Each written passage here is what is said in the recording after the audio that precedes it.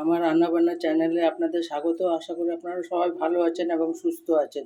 আজকের রেসিপি হচ্ছে মাছের মাথা দিয়ে আলু দিয়ে ঝোল।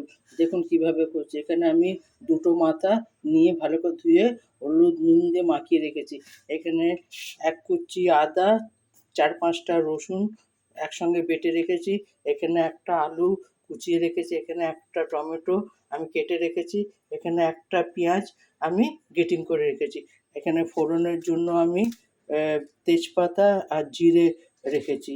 এবার আমি গ্যাসে কড়াটা বসিয়ে দিচ্ছি। কড়াটা গরম হয়ে গেছে। এবার আমি তেল দিয়ে দেবো।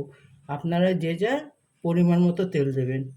আমি মাছের মাথাটা ভেজে নেব, সেই পরিমাণে আমি তেলটা দিলাম। এবার তেলটা একটু গরম হয়ে যাক, তারপর আমি মাছের মাথাটা ভাজবো।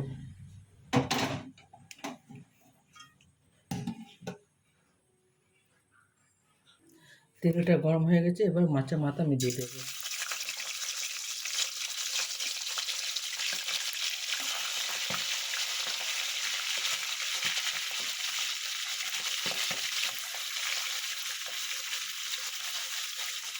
মাছের মাথাগুলো আমি কড়া করে ভেজে নেব।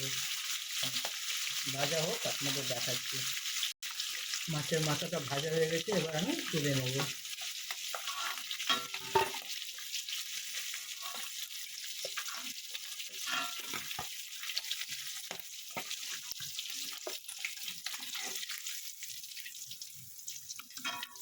তুলে নিলাম। এবার বাকি যে মাথাগুলো আছে সেইগুলো দিয়ে দেবো।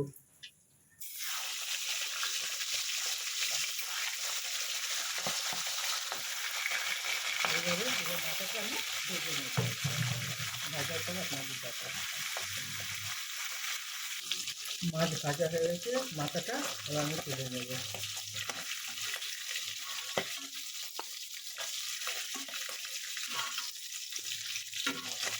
সব মাছের মাথা ভাজা হয়ে গেছে।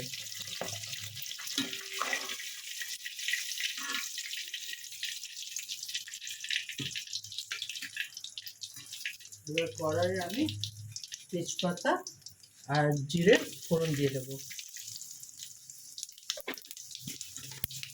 এরপরে আমি পেঁয়াজ কুচিয়ে গ্রেটিং করে যেটা রেখেছিলাম সেটা দিয়ে দেবো।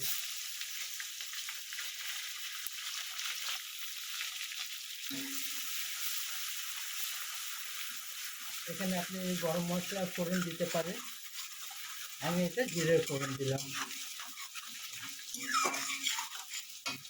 এরপরে আমি এই আলু এটাকে দিয়ে দেবো, কুচনো আলুটা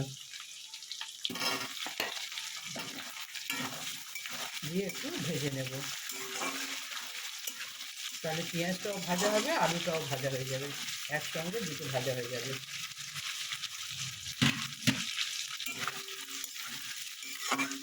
এটা ভালো মতন ভাজা হয়ে যায়। এটা খেতে খুব ভালো লাগে। বেশি ঝোল হবে না, একটু গামাখা হবে। এটা গরম গরম ভাতের সঙ্গে খুব ভালো লাগে খেতে। একবার এইভাবে রান্না করে দেখবেন মাছের মাথা। মাছের মাথা আমরা মুগ ডাল দিয়ে খাই। হ্যাঁ, আপনারা একবার এইভাবে করবেন। আলু দিয়ে করতে পারেন বা মাছের মাথা ঝাল করতে পারেন। ঝালও খেতে বেশ ভালো লাগে, ঝালেও বেশ স্বাদ আছে মাছের মাথায়। এরপর আমি টমেটো কুচিটা দিয়ে দেবো।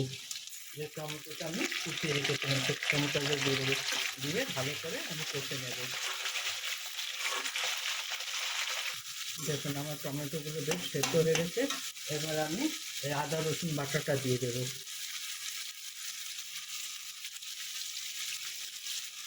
এরপরে আমি নুন দেবো পরিমাণ মতো, যে যা স্বাদ অনুযায়ী নুন দেবো, কারণ মাছের মাথা আমি নুন দিতে গেছি।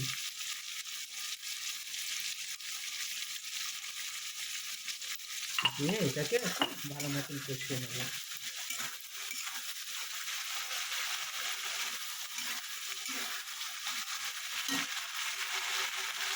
এরপর দুটো কাঁচা লঙ্কা দেবো।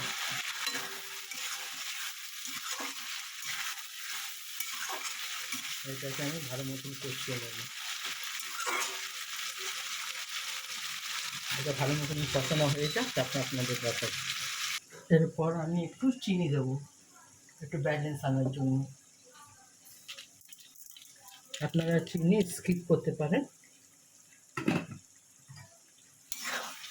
এটা আমার এবার একদম পুরো ভাজা ভাজা হয়ে গেছে মশলাটা, তার সঙ্গে আলুটাও সেদ্ধ হয়ে এসছে।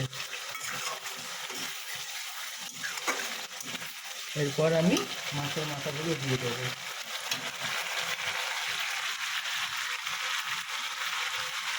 মাছের মাথা দিয়ে আমি এটাকে কষবো।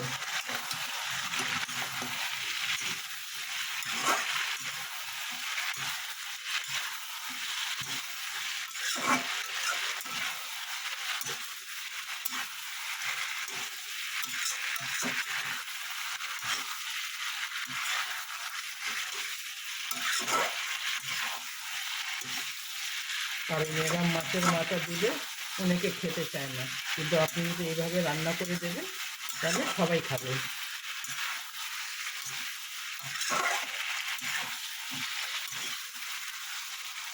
এটাতে আপনি ঘি গরম মশলা দিতে পারেন নামাবার আগে।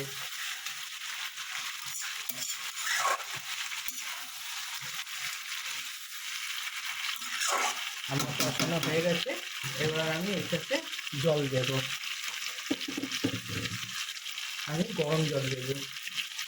গরম জল দিলে তাড়াতাড়ি আলুটা সেদ্ধও হবে এবং স্বাদটা প্যাঁচা হবে না।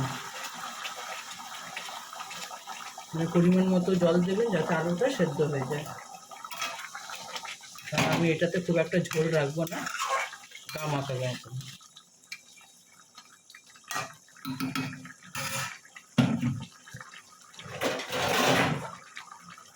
এবার আমি 10 মিনিটের জন্য ঢাকা দিয়ে দেবো। 10 মিনিট পর আপনাদের সঙ্গে দেখা হচ্ছে। 10 মিনিট হয়ে গেছে, এবার ঢাকাটা সরাবো। ঝোলটা আমার শুকিয়ে এসছে, এবার আমি ধনেপাতা দিয়ে দেবো। আপনারা চাইলে ধনেপাতা না দিয়ে গরম মশলা, ঘি দিতে পারেন, কিন্তু আমি ধনেপাতা দিচ্ছি। মানে শীতকালে তো একটু গরম ধনেপাতা পাবেন, তারপরে তো ধনেপাতার সেরকম গন্ধ থাকে না। পাওয়া গরমকালেও পাওয়া যায়, কিন্তু সেইভাবে গন্ধটা থাকে না। আর ধনেপাতা দিয়েছি, এবার ঢাকা দিয়ে দেবো 5 মিনিটের জন্য। 5 মিনিটের জন্য ঢাকা দিয়ে দেবো। 5 মিনিট পরে আপনাদের সঙ্গে দেখা হচ্ছে। 5 মিনিট হয়ে গেছে, এবার ঢাকা সরাবো। দেখুন আমার মাছের মাথা দিয়ে আলুর ঝোল হয়ে গেছে। একবার এইভাবে আপনারা অবশ্যই বানিয়ে দেখবেন কেমন খেতে হয়, আমাকে কমেন্ট করে জানাবেন।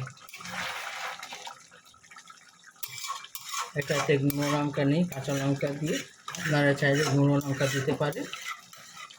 যে যতটা ঝাল খাবেন সেই অনুযায়ী ঝাল দেবেন।